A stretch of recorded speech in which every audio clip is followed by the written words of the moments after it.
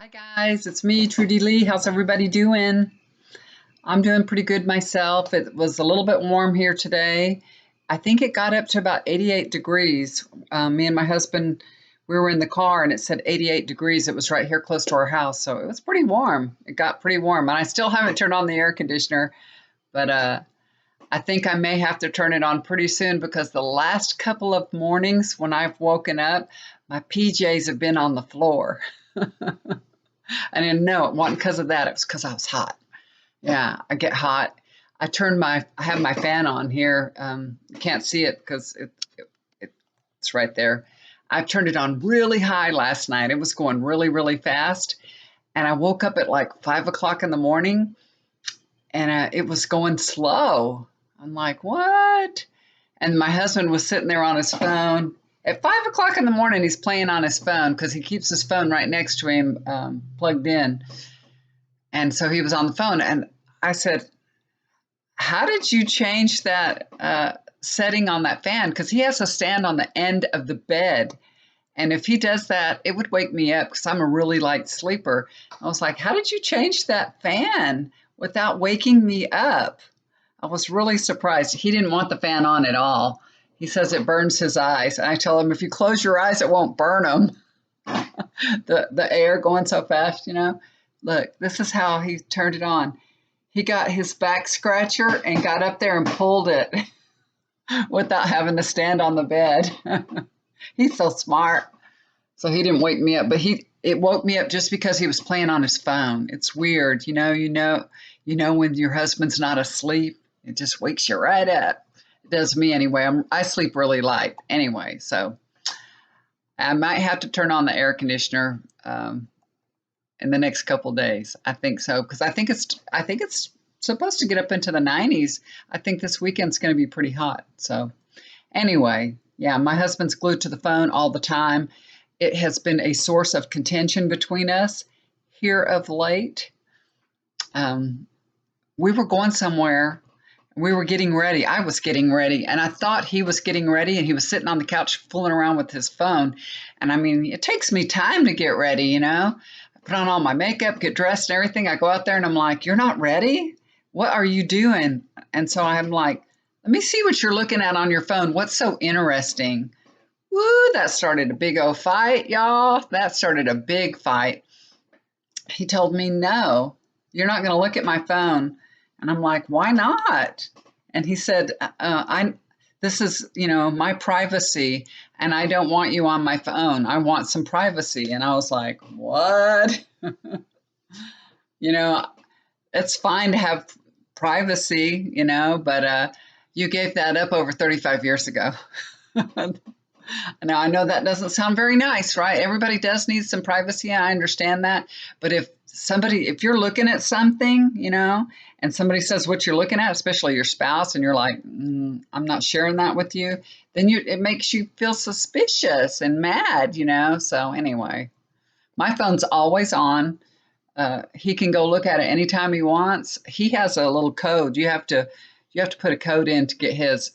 We had that big old fight, and he gave me the code because I was mad. I got real mad. It takes me a whole lot to get mad, a whole lot. But once I'm there, I am there, and I am serious. I get serious, and I get over it real quick too. I get hot and mad, and then I get over it. But anyway, I feel like, I don't know if you guys feel like that. Send me a message, and what do you think? Do you think that spouses should be able to look at each other's phone? Do you think you should be able to just pick up your husband or your wife's phone and take a look at it and see what's going on? I mean, I never look at his phone, and even though he's given me the number to access his phone, I've never even looked at it. It was just a point where I want to see, what are you looking at? What's going on? And it made him mad, and it made me mad too. So we screamed and all, but we got over it. Anyway, I feel like everything should be transparent. I leave my computer on here, and it's on all the time. He can sit down, he can look at it, he can go through it. I don't care. He can do anything. Just don't, he has a bad habit of clicking on things he shouldn't on the computer and then downloading something and messing everything up. He's done it a million times. Now that he never gets on my computer, I don't have any of the problems I used to have with my computer. But I know it's because he clicks on things that he shouldn't. Anyway, so I wonder what you guys think. Should your spouse have, should they have privacy? I mean, I know everybody does need privacy to some degree. You need privacy, but I don't know. What do you think?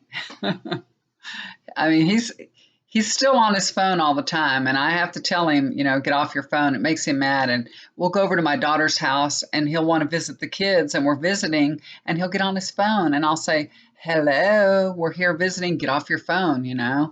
So I don't know. These phones, they are a problem.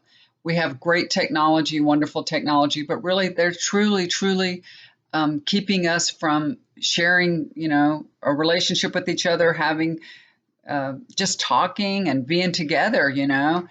Everybody's all together and everybody's got their phone in their hand. We go to dinner, we go out, and we both take out our phones. It's terrible. My mother comments about that because they don't have a phone. They don't do that. And I said, I know, Mom. I know. It's true. It's really true. You just want to go look at your phone, see what's going on, and eat your food and look at your. I mean, if you see your husband all day long like I do, you don't got much else to say. It's kind of hard to find something to say. But anyway, that's the times we're living in, right?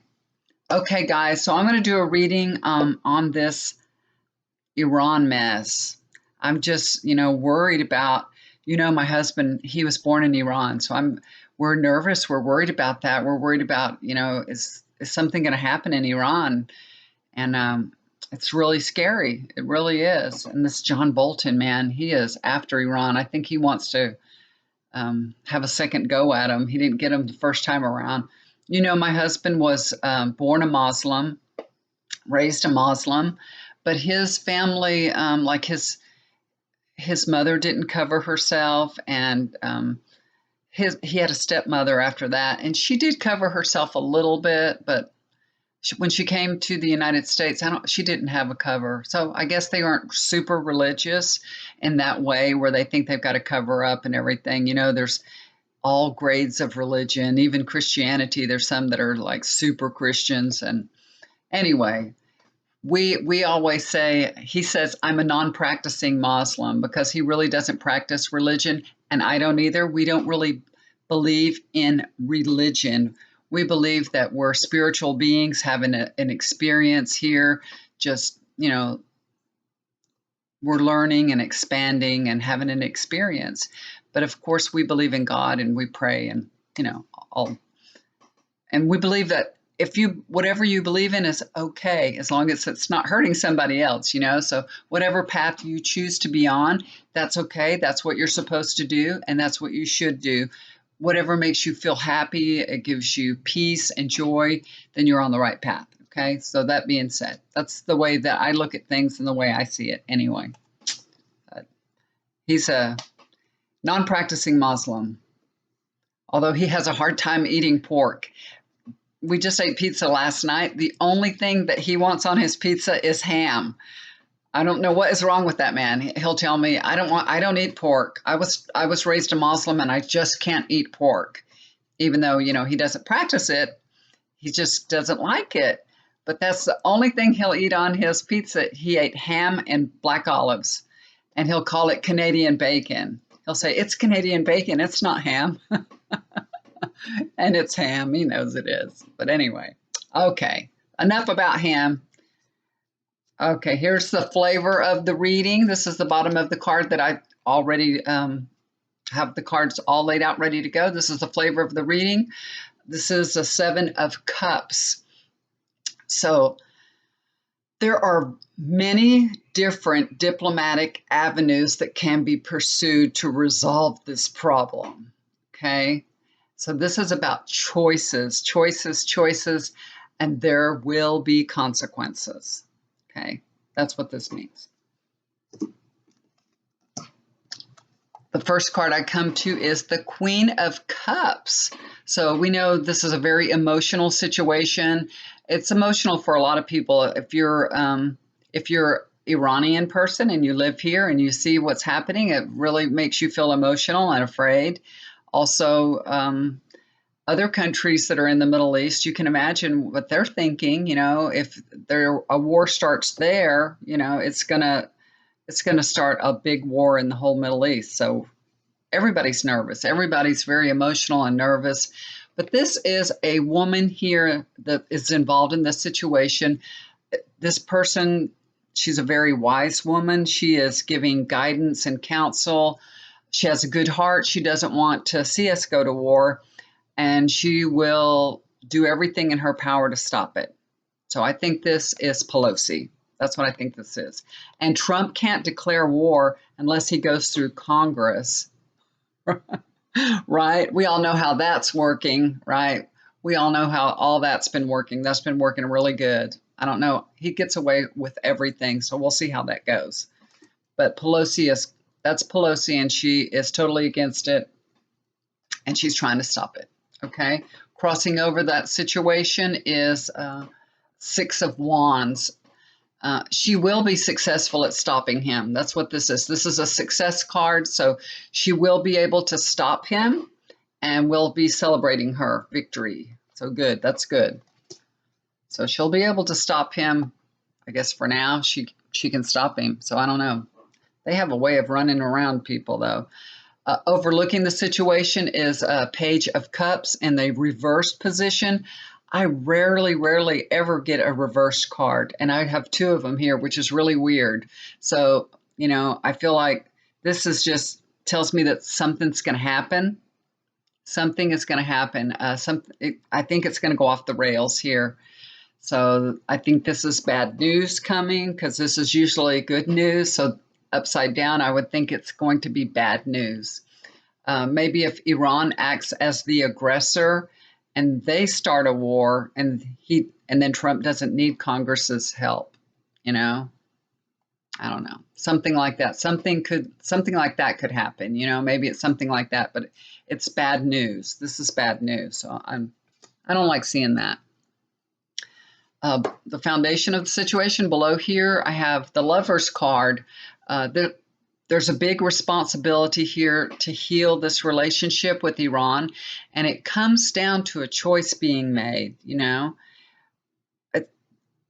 The United States has a choice to create a relationship with mutual respect, or listen to that warmonger John Bolton. They had no respect for Iran.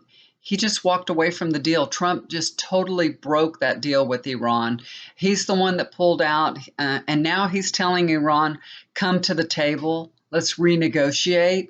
But he's lost all trust and credibility. How could they do that and trust him? Just think about it.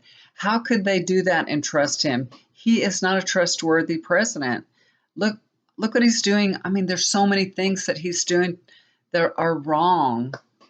Look at the Dreamers, he pulled out of that deal, and now they don't know what's going to happen with their lives. So you can't trust him. If you make a deal with him, he might just pull out of it. So I don't see any reason for them to come to the table, but that's a card of choice. It'll be their choice, right? Okay, here's the past. This is the Three of Wands. It was in a reverse position too. How weird. So I think John Bolton really feels like that he missed an opportunity in the past to go to war with Iran, and now he's trying to make good on that horrible idea. He wants a do-over.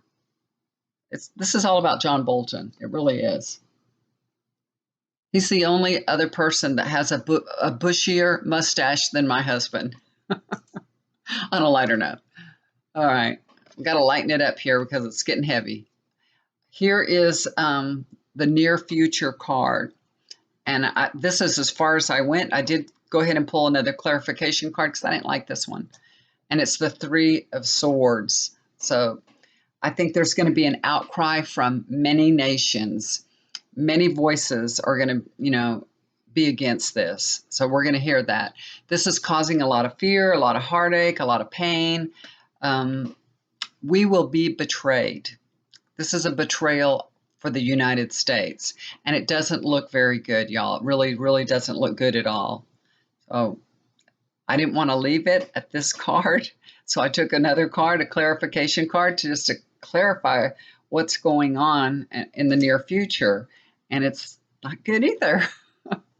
I got the Temperance card here, And this is in the reversed position too. I don't know how I got all these reversals.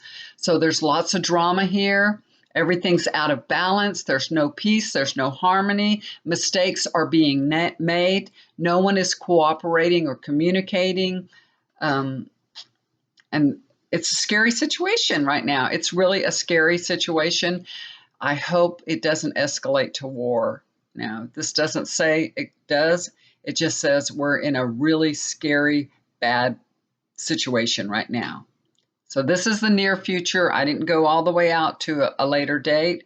This is the very near future within the next couple of months. So I don't think it will escalate to war right away. This is where we're at now. We're just, like I said, a lot of mistakes are being made. So hopefully we'll have a chance to correct them.